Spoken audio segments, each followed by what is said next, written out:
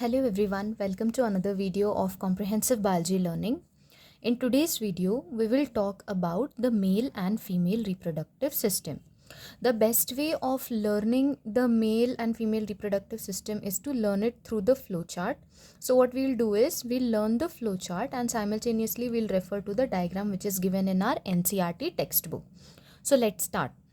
The male reproductive system can be divided into three main parts, starting with the gonads, then the accessory ducts, and then the accessory glands. Gonads are the reproductive organs. There are two testes which are present in human males. Testes makes sperms, which is the male gamete, and testosterone, the male sex hormone. Testes are present in scrotum because the scrotum maintains 2 to 3 degrees Celsius lesser temperature than the body for sperm production. As you can see here in the diagram, this is a testis and a pair of testes, they form the gonads. Now this testis is present in a pouch-like structure. This pouch-like structure is called as scrotum because inside the human body the sperms cannot be formed, hence they require 2 to 3 degrees Celsius lesser temperature than the body, which is given by the scrotum. Testes along with the production of sperm perform the task of making the testosterone as well. Next come the accessory ducts, the helping ducts which help in carrying the sperm. So the first accessory duct which starts from testis is known as vas deferens, also called as the sperm duct. It joins the duct from urinary bladder, which is urethra.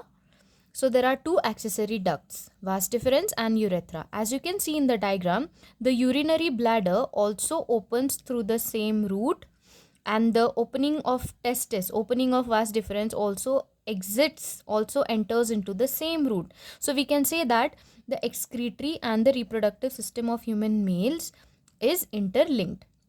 Next come the accessory glands. There are two seminal vesicles. This is the side view. So one seminal vesicle is visible. There are two bulbourethral glands and one prostate gland. Three of them, they combine together to produce a fluid which is called as seminal fluid. Seminal fluid is required so that the sperms can get nourished while they are stored in the accessory ducts. Also so that the sperms can move smoothly. So a lubricating movement is created by seminal fluid. Sperm plus seminal fluid together is known as the semen. This is the diagram of male reproductive system. Now let's talk about the female reproductive system. It can be divided into two parts, gonads and accessory ducts. There are two gonads just like the male reproductive system, but here the gonads are called as ovaries, and the task of ovaries is to make one egg per month. These are the two ovaries, and either of them will produce one mature egg per month. Like in male reproductive system, many sperms are produced at the same time. By ovary, a single egg is produced after a cycle of 30 days.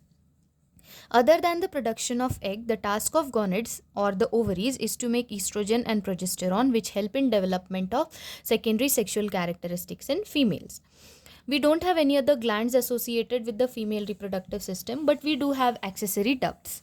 The first set of accessory ducts are fallopian tubes, which are called as oviduct. It is the site of fertilization.